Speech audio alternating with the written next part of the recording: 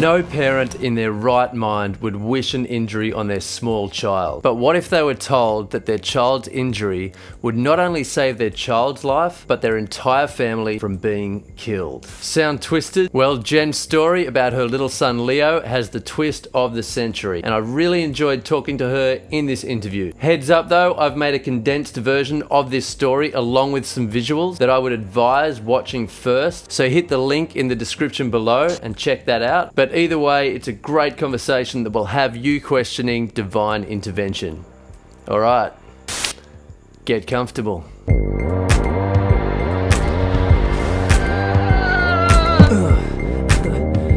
you ready to hear a story?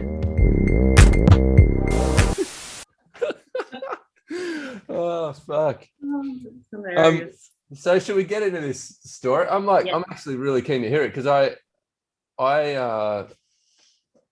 generally know what happened. Like I was telling someone last night the story, but it was so long ago, I probably got half of it wrong. So I guess just like start from the beginning and like, well, what happened? It's so true.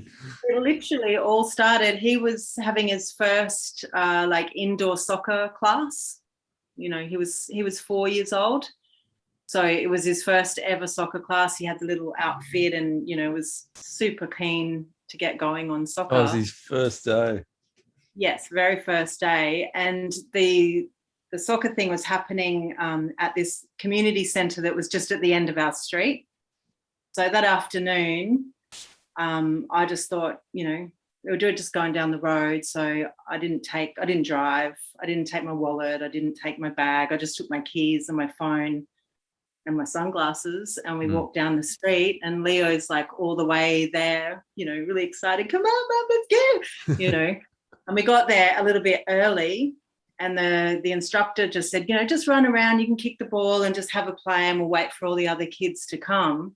And it was in that time where we were waiting for all the other kids to come that Leo ran up and, you know, went to kick the soccer ball, but his foot kind of just skimmed over the top and he just fell backwards and went back and broke his elbow.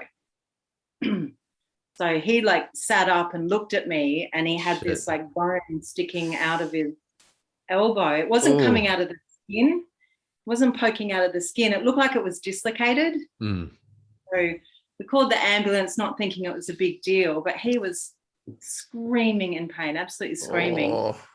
The ambulance came and they said, no, we don't know until we x-ray it, but I think that's like really broken, like super broken. Wow, it must have been an awkward fall because like there's such it was kind of just like a backwards kind of a thing, and it was indoor, so it was a hard floor and everything. There was, you know, it was just, I think it was just unlucky or lucky.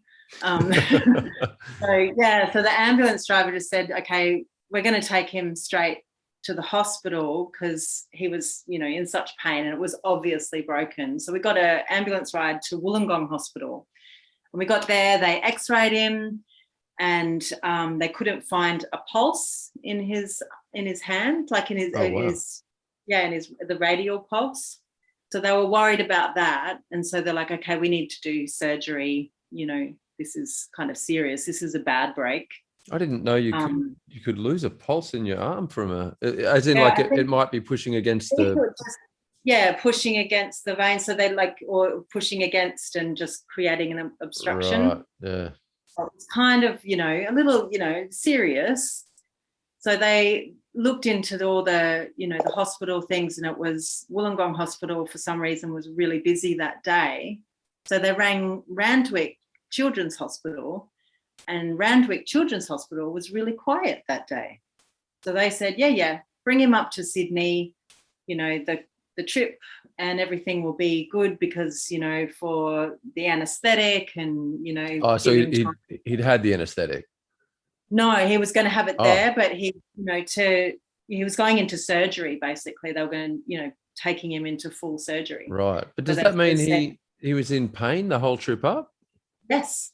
Oh, shit. He was screaming like a banshee the whole way. It was so distressing. Oh, man. Yeah. All the way from Wollongong to Randwick. Wollongong to Randwick. Oh, poor little thing. And I rang Jeremy and I said, okay, so this has happened. Jeremy was actually in Sydney. He was doing some gardening in Bondi. And I said to him, okay, this has happened. You know, they're busy at Wollongong Hospital. We're being taken by ambulance to Randwick Hospital. And Jeremy said, okay, I'll meet you at the hospital. Okay, all good. So we go there. They put him under anaesthetic and take him into surgery. And Jeremy said to me, why don't you go back to my mum's house, because his mum lives in Sydney. You know, you just go back there and get some sleep, and I'll stay the night with Leo in the hospital. Because I was 6 months pregnant at the time. Oh, wow. So, yeah, it was, you know, I was getting the ambulance drivers to stop at all the petrol stations so I could go to the bathroom on the way to my Oh, man, wow. Just throw that in there. Yeah. So Jeremy said, you go back to my mum's house and just rest, and I'll stay with Leo, and, you know, we'll see how we go tomorrow. If he's, you know, they're probably keeping him in for a day or so. And so that's all fine. Surgery goes well. He's sleeping. I go to bed that night at Jeremy's mum's house, and at about 3:30 in the morning, my phone rings, and it's my next door neighbour. And I was like, oh, this is weird. And as I'm going to pick up the phone, I kind of remembered that, you know, because I was thinking we're just going down the end of the street to go to soccer. I didn't really lock up the house as well as I should have, really. Right, yeah. Thinking, oh, my God, we've been robbed. Someone's broken in through the bedroom window, which I actually left open, which I walked past on the way out and thought, oh, the window's open. And I went, that's all right. I'm just going out for like half an hour to soccer and then we'll be home. So don't worry about it. So I thought, when he called, I thought, oh my God, we've been robbed. And so the neighbour, you were already asleep at that point, or? It was 3:30 in the morning. 3:30, yeah. In the morning, yeah. And he rings, and was there any when you guys were when you decided to stay at Jeremy's mum's? Jeremy stayed there too, yeah. He stayed at the hospital with Leo. Oh, he stayed at the hospital. Oh, gotcha. Okay, so he actually slept in the armchair next to the bed in Leo's room. Gotcha. Was there any point where you were thinking, do I go back down to Thirroul, or was it just pretty obvious that you'd stay up there? Yeah, because it was just too far, and being that pregnant, it was like, I'm not doing that trip twice in one day. You know, originally when Leo broke his arm and we were being taken to Wollongong Hospital, I called Jeremy and I said, you know, this has happened. And he said, I will, you know, don't worry, just go to the hospital. I'll leave Bondi now and come straight to the hospital and stay with Leo there, and you can go home. Okay, you know, so if Wollongong Hospital had room for him, you would have headed back that night. I would have been sleeping in our bed that night. Jeremy and Leo would have been at the hospital. It would have been me and Arthur, the dog. Yeah, we would have been in the bed that night. Okay. And your gorgeous little unborn. Yes. Yeah. So anyway, the neighbour rings at like 3:00 in the morning, absolutely distraught, and they go, Jenn, and I'm like, yes, hello, and he's gone, oh my God, I'm so glad to be talking to you, and he said, so you're not at home? And I went, no. I'm not at home. And I said, is everything okay? Have we been robbed? Did someone break in? And he went, no, you haven't been robbed. But there's a car on your bed and it's upside down, and the ambulance are here right now trying to get the person out. And because your car is still parked in the driveway, we've been thinking you're still in the bed. And oh my God. Because Jeremy's car wasn't there, and they know that Jeremy goes to Sydney often for work, and it wasn't unusual. But for my car to be there, it kind of meant that I'd be home. And if I was home, it was, 9 out of 10 chance that Leo would be with me. And our neighbours, we're pretty close to them, and they've got young children as well. And they knew that at the time, Leo was going through that phase where every night about midnight, he'd come into our room and get into bed with us and sleep the night. So they were thinking that Leo and I were in there, So they're like, no, you haven't been robbed. There's a friggin' car upside down on your bed, and we're just watching the ambulance try and get this person out. Upside down. What? Upside down on your bed. And they said, we tried to call Jeremy, but we couldn't. He didn't answer his phone, and I was like, well, he's in the hospital with Leo in Sydney. Leo broke his arm and all this, and and they're going, oh my God, it's so good that you're not here. It's really, you don't quite understand how good it is that you're not here right now. What we're seeing is just incredible. And so I get off the phone to them, and I'm like, okay, I'm going to call Jeremy, and then we'll call you back, and we'll talk about this obviously some more. So I called Jeremy, and I think his phone must have been vibrating while our neighbour was trying to call, but Jeremy didn't really respond, didn't hear it, it kind of roused him, but not much. So when I started calling him, he eventually picked up, and I'm saying, Jeremy, there's a car in our bed, and it's upside down, and there's people, and there's everything there. And he thought that I was sleep talking. So I don't know. Yeah, he was going, Jen, it's okay. No, wake up. It's okay. Everything's all right. Because I quite often sleep talk and carry on at nighttime. So he thought I was just doing that. That and I was going, is no, I'm gold. awake. And he's going, no, Jen, everything's okay. You're at my mum's house. I'm with Leo. Everything's fine. I'm going, there's a car in our bed, and our neighbours are called, and eventually that he kind is of hilarious. like, oh my God, are you serious? And yeah, so I jumped in a taxi and went straight to the hospital. It was like 4:00 in the morning, and the hospital was really great. The first thing they did was whisk me off to the maternity section and check that I wasn't going into early labour from the stress and the shock and all this sort of a thing. Yeah, and then they kind of that was all fine, and then they put us into this room. Like Leo was still sleeping, so they gave us kind of access to this room where we'd have some privacy and we could make calls and kind of deal with this situation, because all we knew that was our bedroom had been busted open and there was a car. We didn't know if the car was still there. We didn't know if this person had died. We didn't know anything. So we start getting on the phone, calling our neighbours, and they start feeding us the story.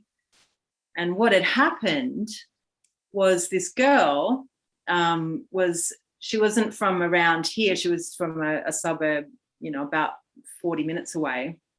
So she wasn't kind of used to the road, but she was having a fight with her boyfriend this night. And she got into the car and drove off down the street.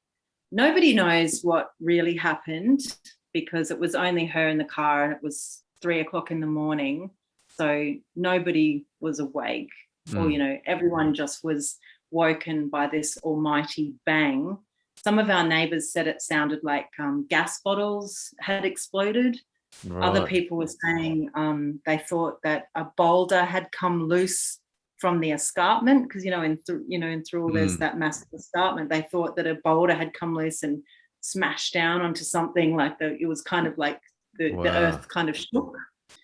But she'd come down the road, and where we live, it's like a sort of a T intersection, but our house is kind of off to the side of the T intersection. Right. So this car has come down the hill and then kind of gone sideways and gone up the road, and then done this Dukes of Hazzard kind of so they've come down and then tried to turn right, but then haven't pulled in far enough and just lost it up the embankment. Yeah, embankment kind of gone up. Kind of they kind of skimmed our driveway. She kind of skimmed our driveway, and that's how she got this Dukes of Hazzard movement, where she went in, like busted through our fence, but went over the top of our garden and literally went just in through the window, but sideways and upside down. How many meters are we talking, like from liftoff to land? Well, from the curb to our bed would probably be like 6-7 meters. Damn, I'm not she very must have good been, at must have been judging going distance. fast. Yeah, but that's what we don't know. Like, she says she wasn't speeding, and it's a pretty, it's not a steep hill that she was coming down, but it's kind of a long one. So if she was just gliding without pressing her foot on the accelerator, she still would have picked up a fair amount of speed just from that. So anyway, yeah, she went over the top of our garden.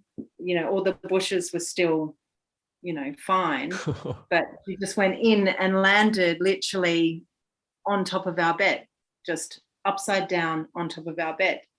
The whole bed just crushed. Yes.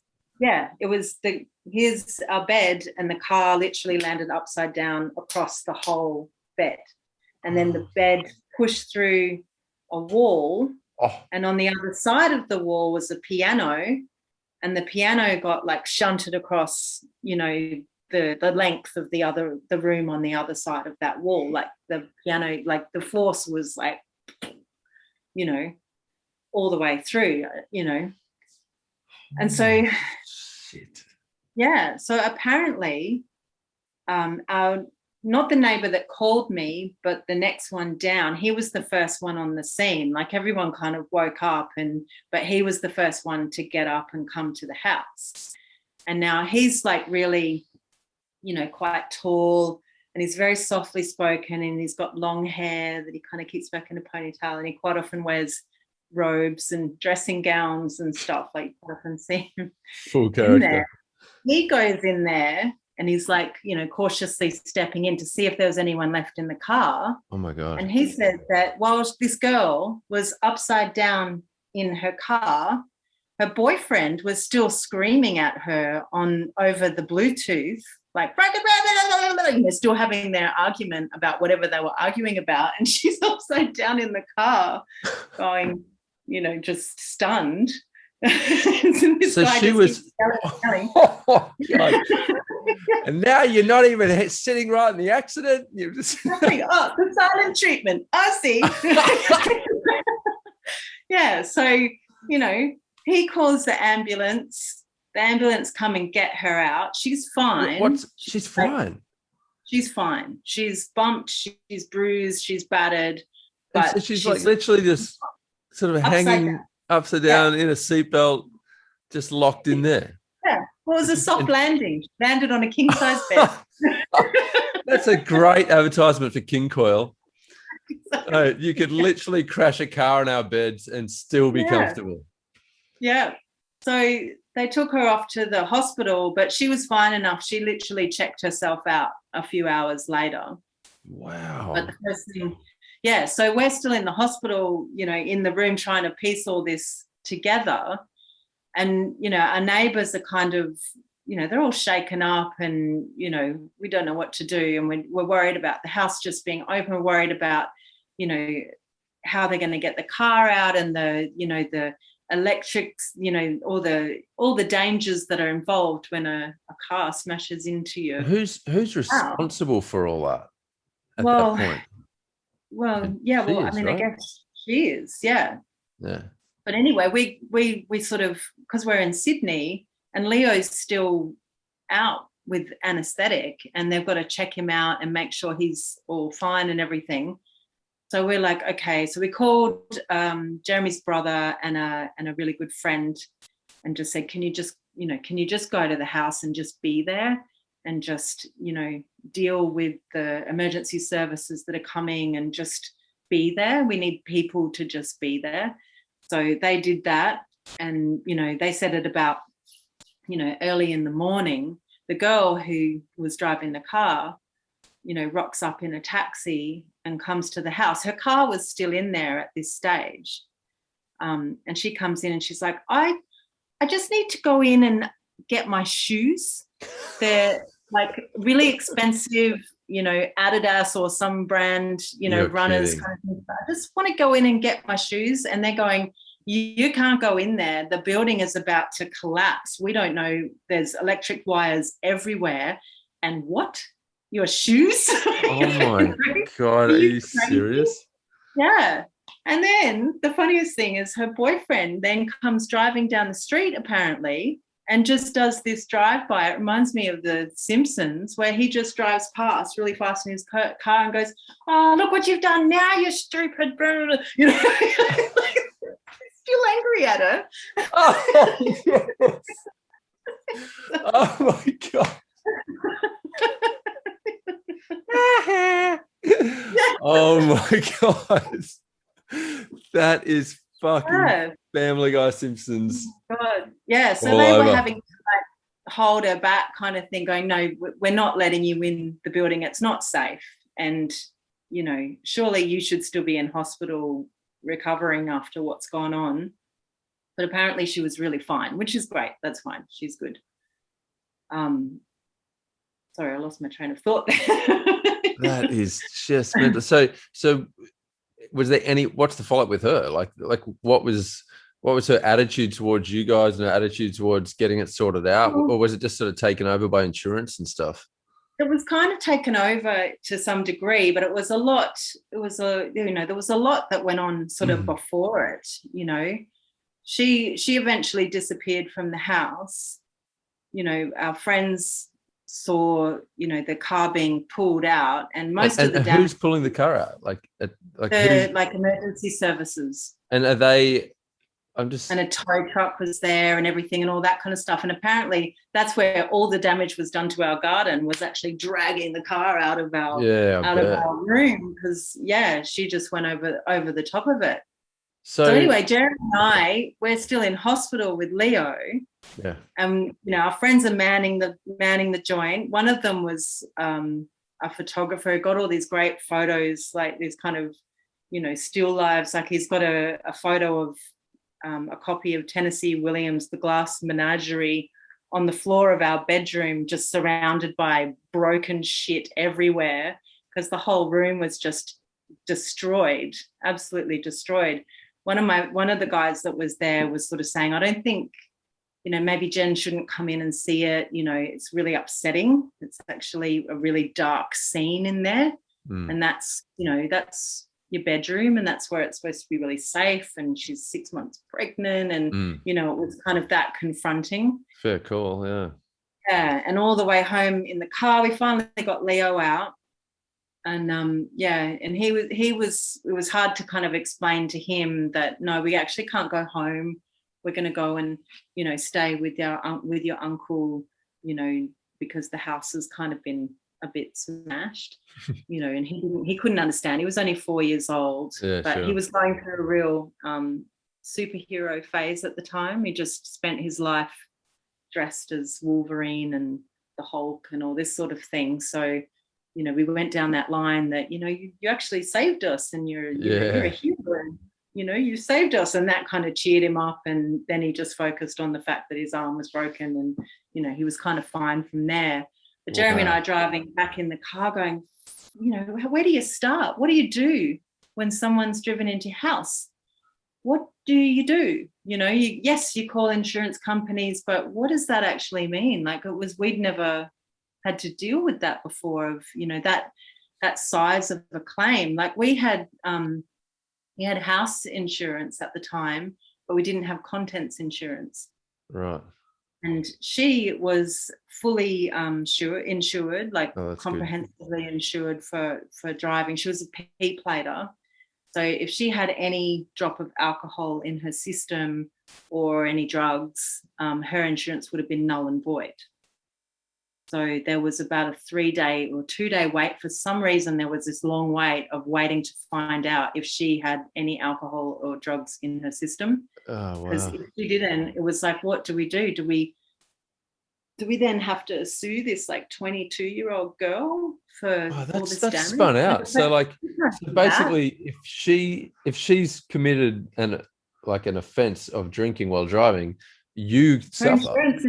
Her insurance is null and void. And then you suffer. Her insurance is to cover an illegal act. That's like, you know. So that was something, you know, that we were, you know, Jeremy's very smart and very switched on with all these sort of things, and kind of is able to step back and look at the big picture. And, take away all the emotions out of it. Whereas, I at the time, especially 6 months pregnant, was like, but, he said to me, what we need to do, and he's like, I know it sounds weird, but I just feel that what we should do is call the newspaper and get this in the newspaper, which I didn't bring over. But and I was like, really? I don't think I want that. He's like, no, neither do I. I don't want it either. But we're going to have insurance. We're going to be chasing insurance companies, and all this is, it could get messy. If she's got alcohol and drugs in her system, we're fucked. That's our house. We don't have money just lying around to rebuild this part of our house. So we called the newspaper, and they came and they took all these photos, and then over the process of the insurance company, every single representative from either our insurance company or her insurance company, they all came, and the first thing that was on the clipboard that they were holding to do all their assessments was the front page of the newspaper with Leo's picture. Leo saves family. Wow. With the picture. So it was a good call. It actually really was. It really, really was. The mayor, the Lord Mayor, came to visit us, and he had the front page of the newspaper under his arm as well. So wow. Which newspaper? Like the Thirroul local newspaper? Like the Illawarra Mercury. Right, yeah. The daily. Yeah, the daily. I mean, rag. It's such an incredible story. It so deserves a newspaper article. It's a phenomenal story. I mean, it's one thing going back to the house when we finally got there, our whole front fence had just been blown apart. Our letterbox we found all the way over the back of the house, almost in the back garden. Wow. Just smashed to smithereens there. A few of our fence palings were over in a neighbour's garden, had gone over their house. Like the impact was and all through the house. The rest of the house kind of looked okay, except all the pictures were kind of like this. Wow. Like the house had, and all the pictures just kind of stayed at this askew kind of level. Yeah. But then we went into our bedroom, and it was like a David Lynch kind of movie. It's like dark, and there's dust and wires hanging down, and the bed's just in smithereens, and the walls are all splintered, and it was just it was pretty weird. It was really weird. So that would just be so. And did you sort of go through that, like be exactly like your neighbor said, like, or your friend said, like being 6 months pregnant and having that as your sacred space, like your bedroom? Did you have that? Was it quite tormenting for you to sort of walk back in there? It was really upsetting in that way, because it's like you're in that full nesting zone, and then all of a sudden that's just like a bomb's gone off kind of in your house. And we had to move out, and we had to move to this really bizarre house in another suburb, which we didn't know any people, and it was just this weird house that was the total opposite of, like we like, lots of wood and, lots of old things in the house, and, it's a very, the house is 100 years old, and, we like it like that. But the only house that we could find to rent was this super modern place that was tiles all the way out, and it was really echoey, and it was just a really strange place. So just an absolute, just jarring to your whole pregnancy journey, and just having your nest, having your place that you felt secure and safe. And and I mean, the baby's room was this room where we were just putting all the items that weren't destroyed, and our bedroom and, my office was where the piano was, and that was just this, destroyed zone. And it was just, that was our sort of space in the house. And it was really weird. How long did it take to get back to get fixed up and have you move back in? Like about 3 months. Wow, it was literally that's a huge chunk of life. Yeah, it felt like we literally put the last lick of paint on the wall, and moved our stuff back in, and then I And went then you into labour. burst. Yeah, Wow. exactly. Yeah. Oh So my I God. was really thankful, like, you know, that I was able to have the baby still here at home and not be in this weird tiled kind of plaza that we were sort of bunking in. It was really weird. But Jeremy and I both, even though we weren't here, we still had this, you know, we weren't here when it happened. Our neighbours were the ones that sort of bore the brunt of the trauma of it, like hearing the sound and, you know, and feeling, you know, the shaking, and then seeing all the ambulances and all the, you know, all the trauma of a situation like It's that. hugely traumatic, those situations, hey? Yeah. Even just and witnessing just like it. the adrenaline that goes on in it. Mm. But we didn't see all of that. We just kind of, you know, got these waves from afar. But even still, when we were back in our neighborhood and coming, we were really kind of felt very vulnerable and aware, like walking down the street. If we were walking on a path that was right next to where the cars drive, both of us would be like, oh, you know, everything felt really close. We felt just really exposed somehow. It was really strange. It's a bit hard to explain. No, that makes sense completely. Yeah. And yeah, so it was 3 months. And in some ways it turned out to be an okay thing, because all the insurance worked out. You know, this girl she didn't have any alcohol. It was just an accident. We kind of think that there was a bit of a wet patch on the road that had always been there. And we kind of think she drove through that and tried to turn, tried to brake, and it all just went wrong. I think it was just an accident.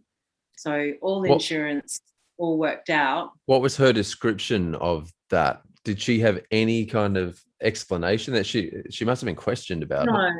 It was all very vague. She was very vague about everything. I mean, I think she was pretty traumatized by the whole thing. She actually thought that she saw Jesus in our bedroom. And I don't know if you remember, I said that our neighbor that came the first in the scene. Oh my God, that's awesome. And he would have come in his robes and his. Oh, that's so good. You know, we're just like, no, that wasn't Jesus. That was actually, you know. You had to tell her that. She honestly thought she'd had envisioned something and hallucinated, or she thought she'd really seen him. Yeah, she thought, yeah. But she never came. There's so many things in this story that are just absolutely gold. That is incredible. Oh my God. But she never came to the house to see us or to talk to us or to apologize or even to just try and make a connection with us. I find that quite strange, actually. Yeah, I feel like if that had have happened to me, I would have wanted to go to these people and, you know, maybe apology, not so much. I mean, you know, maybe it wasn't her fault, you know, but just to connect with you and just go, oh my God, this happened to me and it also happened to you. This is our story kind of thing. You know, so is there anything I can do? You know, can I just at least help replant the garden or something, you know, or just be a part of it somehow, just to make amends with it, even for her own sense of closure and, you know, all that kind of stuff. But she never ever did that. She once called Jeremy to ask him to write a letter to the police so that she could get off her fine. Wow, really? That was it? That was all that she that was the only proactively did to communicate with you guys, was asking for a favor? Yeah. What? Yeah, to get off the fine. And Jeremy was like, you know, standing in our front garden, you know, with just things destroyed, you know, everywhere, you know, just going, fuck, what? No, I'm not going to do that. You nearly killed me. You nearly killed my family. You look at the mess you've made. I think you do deserve to get a fine of some sort. You know, there needs to be. Oh my God, that's incredible. You know? I'm blown away. Yeah. Yeah. It would just be it, and it's so funny because if she had sort of come to you guys and, shown you how unbelievably the empathy she had for you guys being drawn into that situation and the destruction that was caused by not necessarily her actions if it was an accident, but by her. That I'm sure. If we had have made a connection with her, like we might have looked at that differently. But at the time, it was just like, what? It's funny because those things can really bring people together. Yeah, exactly. Yeah, but it just wasn't like that at all. We just sort of were just. Wow, it's interesting. Do you know any idea how much the fine was that she got? No, I think it was like just like maybe a couple $100 for negligent driving kind of thing. I think it was more of a formality of, the police. I don't think we never saw the actual police report, but I don't think it was ever really, definitive of what had happened, because the only person that knows was her. There was no one else around. It really, there was no way to know whether she was speeding or not. There was no way to know anything. So I think the fine that she was given was kind of just a formality in a way. Something kind of needed to happen, I guess, in some sense. And if they something, if there was no clear sign that she'd done any major error, then I guess they can't take her to court, put her in court. And I think because of the level of destruction and everything, I think that everyone was leaning to the fact that she was speeding, because to have had that impact and to have launched that far in the car and to have, done the damage that was done. Like the police officers that came to interview us later said, we've been to heaps of places where cars have driven in, but they've never driven in like this, It does. I am a bit surprised that like in something that extreme, that police aren't given the duty to literally work out on a mathematical level how fast had the car been going, and being able to deduce that and somehow put that to it. Sort of, you imagine in any kind of movie or whatever, it's never like the movies, right? But you imagine like the next day in the movies, there'd be, the 3 police there arguing about, it'd be this, and then working out all the measuring devices out, and like, it was actually going at approximately 120 kilometers an hour. Bang, bang, get to court. So it's kind of, I wonder what sort of things have to happen to even make that happen. And like, what if there was any, you always assume all the right processes are being actioned, right? But I guess at the end of the day, everything has the possibility to sort of slip through gaps or not get processed properly. And I wonder if she just kind of skipped out on that, somehow. Yeah. I don't know. I mean, she was pretty young. I think she was only about 22 or something. So that, I think those, the gravity of it, I think, was perhaps maybe just too big. I mean, there's definitely some gravity involved. On our end, it was like full adulthood stuff happening around here. It was, insurance companies and, all this sort of stuff, and dealing with the, with the potential trauma for Leo of, saying it's okay, your car isn't going to drive into our house every night. It was just that night. Everything's fine. And, all of our friends are kind of like, okay, well, I guess that means you're going to sell the house and leave. And we were kind of like, no, we love this house. We love this house so much. We're going to rebuild it to exactly what it was. And then we just put in, we added into our fence a kind of decorative row of telegraph poles. Literally Fort Knox there now. Exactly. Yeah, all along the corner. It's like it's actually 10 centimeters apart. They go 2 meters down and they go 3 meters up. And now the house is actually 10 meters below the ground, covered in concrete. Cannot get in. Wow. I mean, I guess it's obviously in circumstances where there was a death involved, like if she had died, that probably would have completely changed your feeling around the house, which would have been really hard to deal with, but it's incredible. It was more, it wasn't, it was, it was just stuff that was ruined. It wasn't anybody's life, like you're saying, sort of thing. So, really it was just kind of a comedy of errors that went on out there. It's wild. And, we've always kind of looked at it with this, sliding doors moment where it's like, far out, we could have been in that bed and we should have been in that bed. It was a Monday night. There is no reason why we shouldn't have been there, except that Leo broke his arm that day, I mean, that's one of the big questions that I've got is, how much did that affect your way of thinking in terms of divine intervention, or sliding doors that are not just coincidences? Like, was that playing in your mind? Did that come? Oh, definitely. And I don't know if it's a silly thought, but just in the weeks before this all happened, I did a whole bunch of research on our house, because our house is quite an old house and the people who lived here were pretty well known in the community, and there's lots of information about them. So I'd been on this big journey, like this big detective journey, finding out all I could about the people who built our house, right, and all of the family members that lived there. And I tracked them down, and Leo and I actually, about a week before the crash, we went and took flowers from the garden to the family cemetery plot.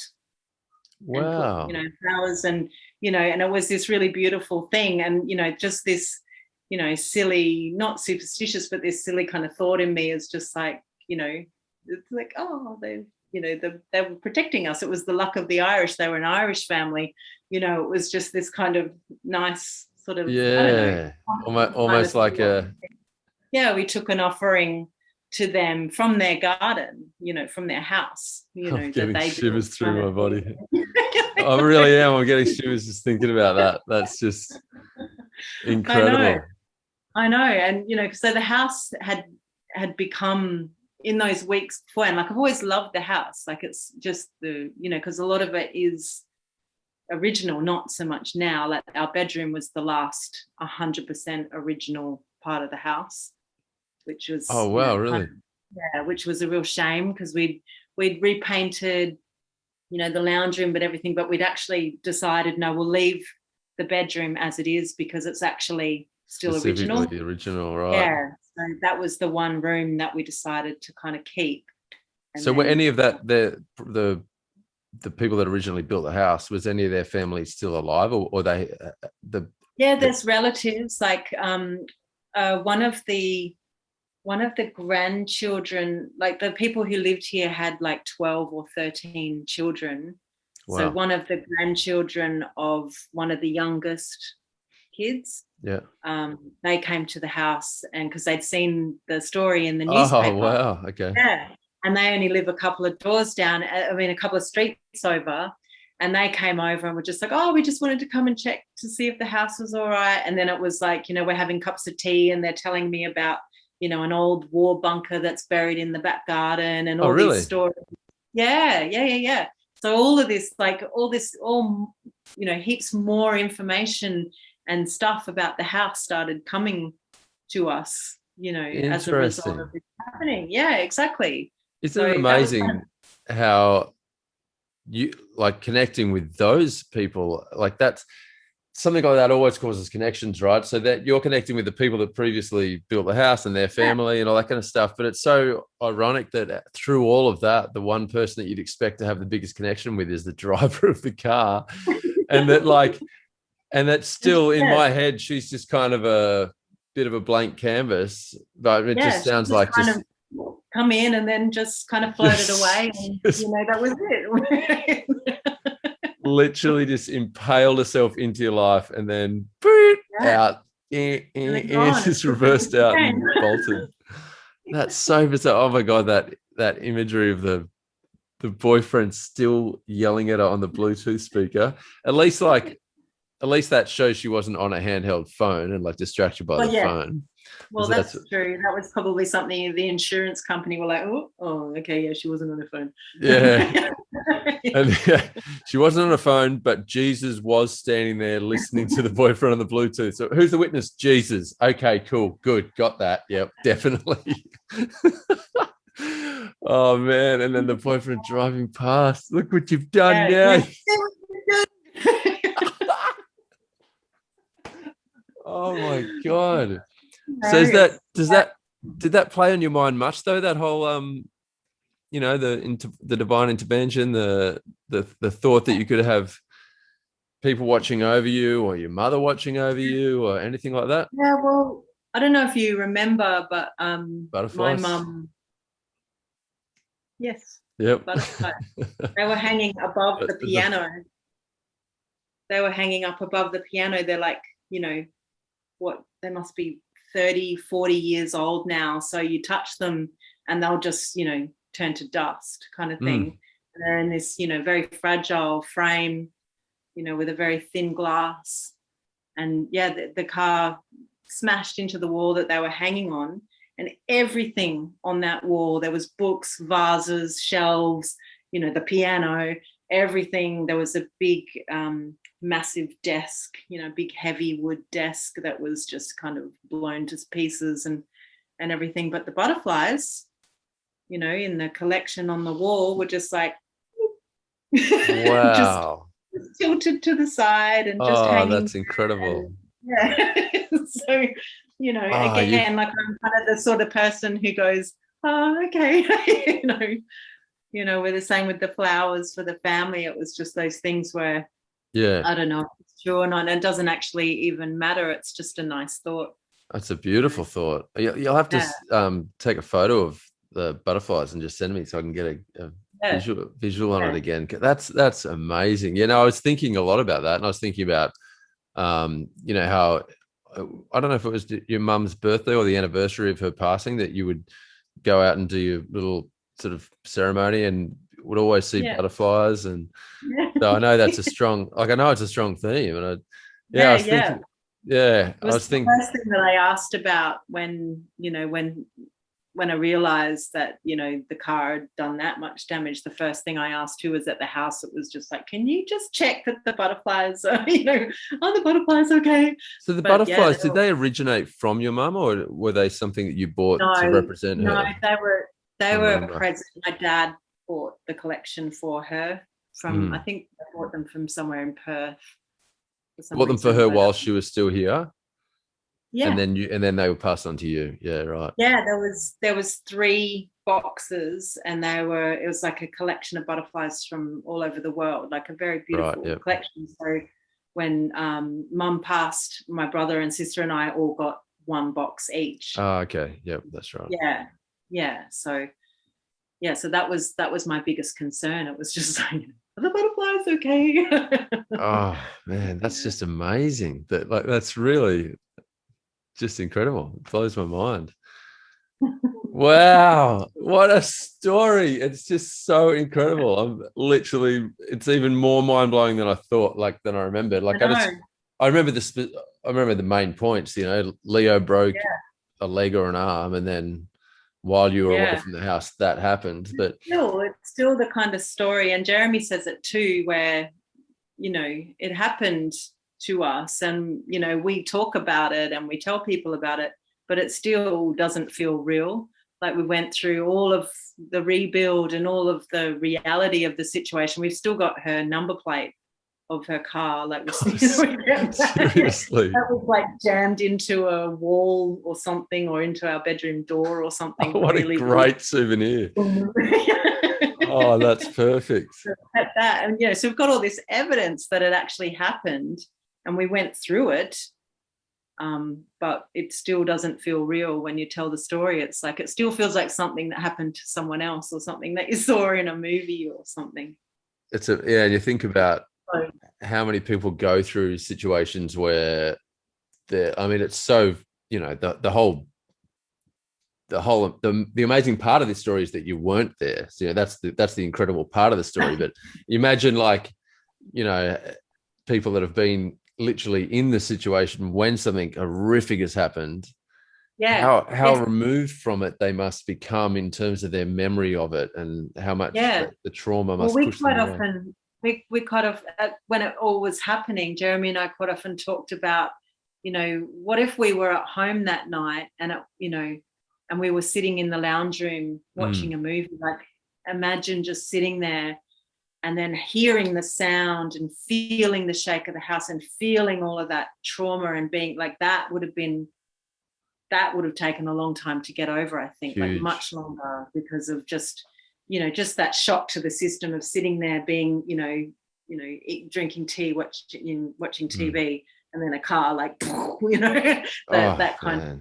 And I hate to think, especially you 6 months pregnant, just that kind of trauma and that shock to your body would have been intense. Yeah, exactly. And but luckily we weren't there. I wasn't even sure how specific the car was in terms of landing on the bed. Like, I knew it went through your bedroom and I knew it hit the bed, but I didn't. I wasn't totally sure about how. I can't believe it was literally on it and pushed it through, like upside down on it, across it, and pushed it through the wall. Yeah, that is just insane. And like, to think that you're in the habit of sleeping there with the son, with Leo, with your dog, Arthur, right? The dog. Arthur, yeah. Oh, the whole family just. All of us would not have survived that. It's incredible because, like, it's not like I'm learning the story. Yeah, but she didn't drive into the house. She flew in through the bedroom window.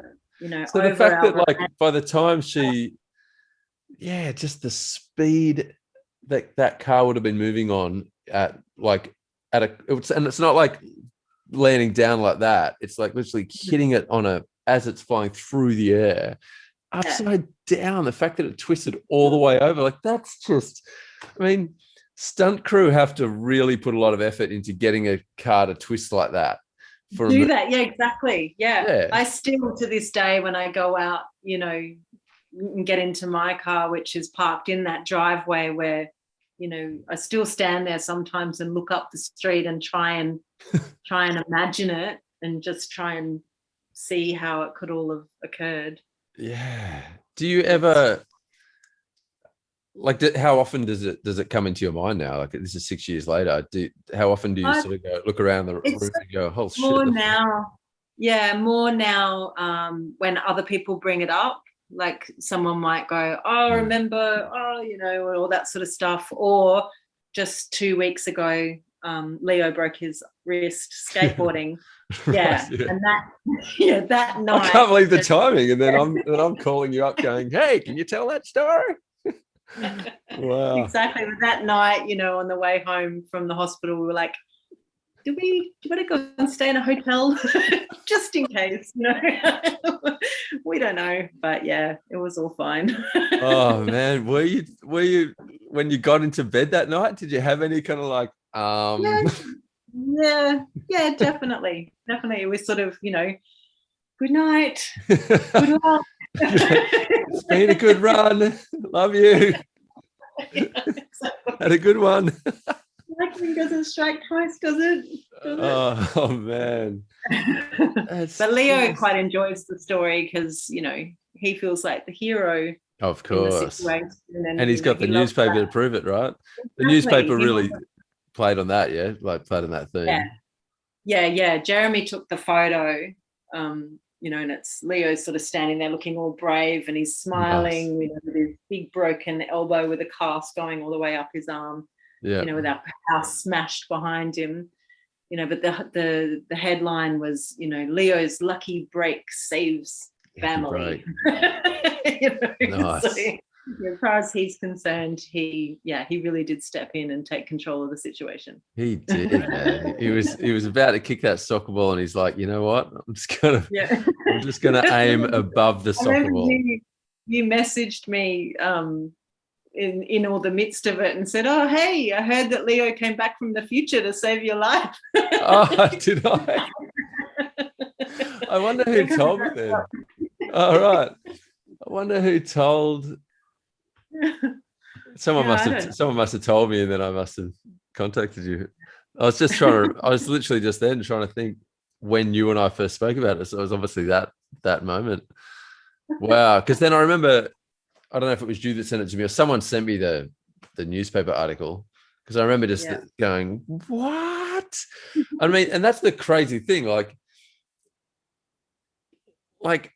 We all could have lost you. Like that's the next level. It's like someone reading that newspaper, it's already a crazy enough story, like of coincidence and survival.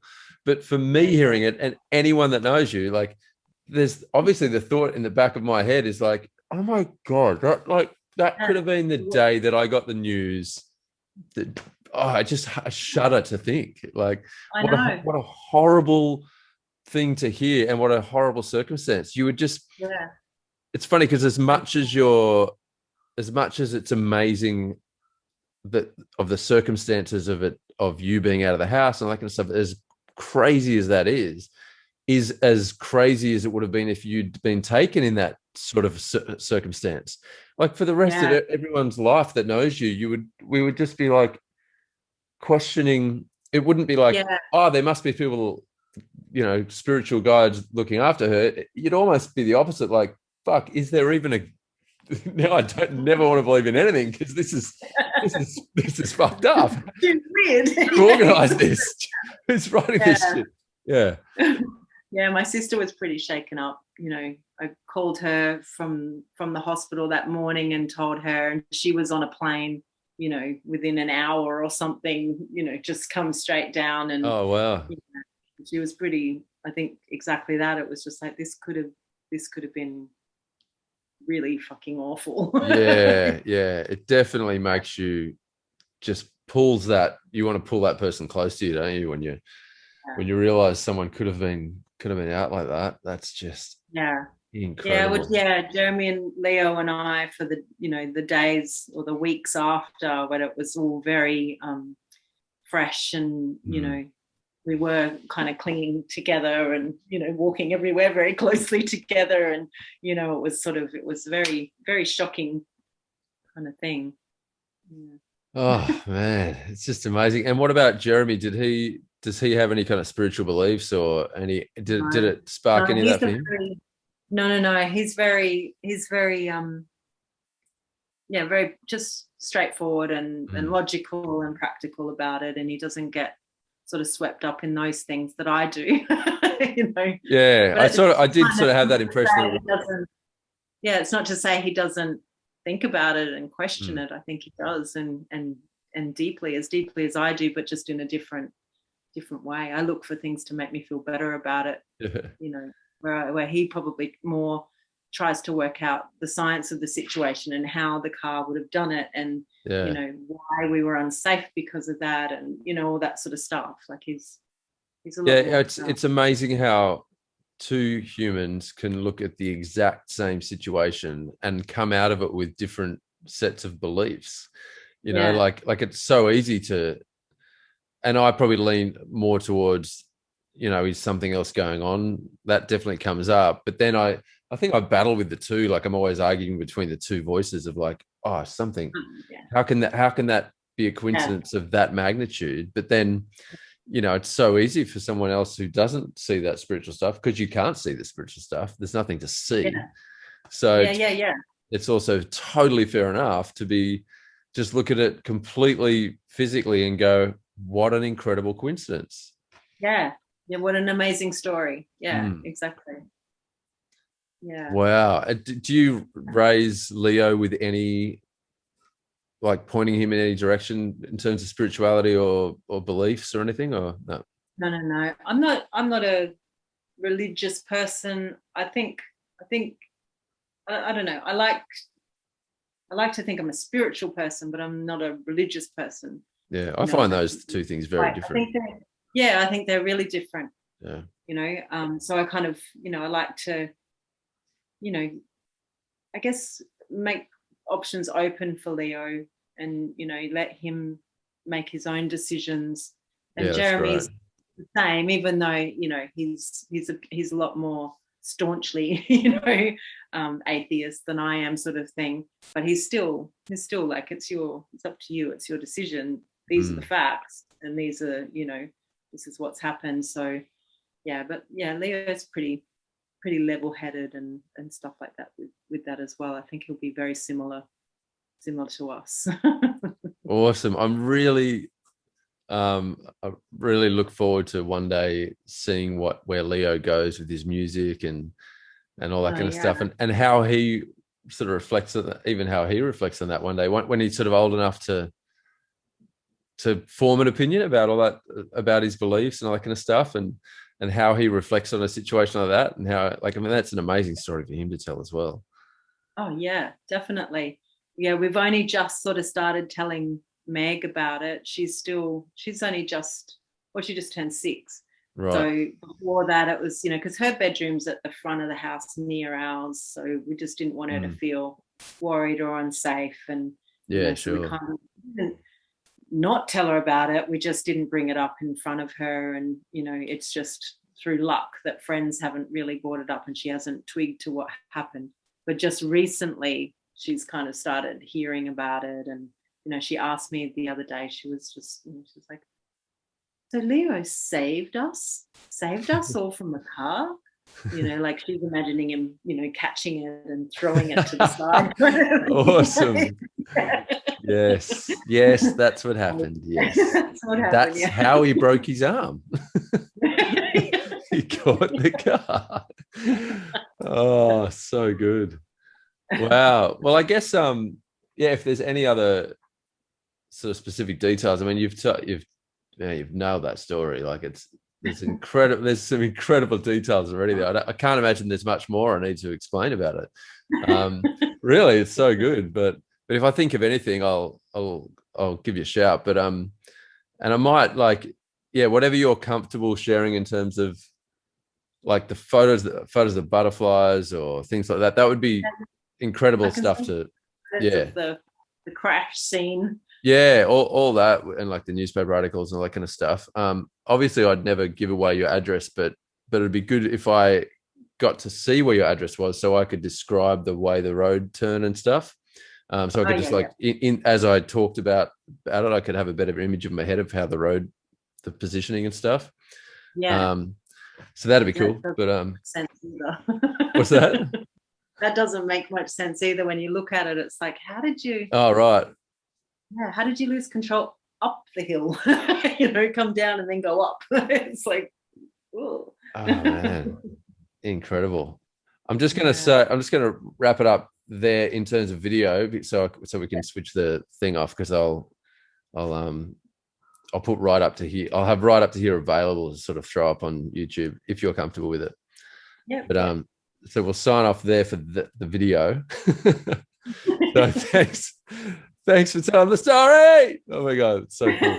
Okay, I'm blown away. So I'm just gonna recording.